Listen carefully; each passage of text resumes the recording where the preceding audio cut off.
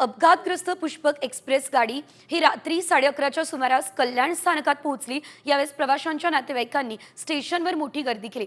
प्रवाशांनी साम टीव्हीला घटनेची आपबीती सांगितली। पाहूयात। एसी मधून मी दरवाजापाशी आलो होतो तेव्हा मी तो स्पीड बघितला होता।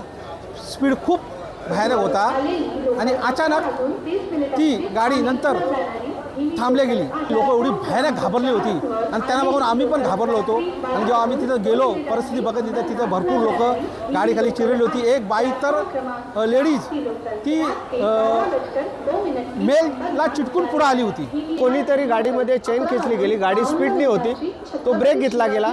ब्रेक घेतल्यानंतर पटरीतून ज्या चिंगाऱ्या निघाल्या त्या चिंगाऱ्यांचा गैरसमज लोकांनी असा केला की गाडीच्या डब्याला आग लागलेली आहे। त्या क्षणी लोकांनी उड्या मारल्या, लेफ्ट साईडने राईट साईडने दोन्ही साईडने उड्या मारल्या। पण एका साईडने गाडी येत होती बेंगलोर एक्सप्रेस, त्याच्या खाली जवळजवळ 12 लोक तात्काळ चिरडली गेली आणि काहींना धक्का लागला। ती लोक हॉस्पिटलमध्ये ॲडमिट आहेत।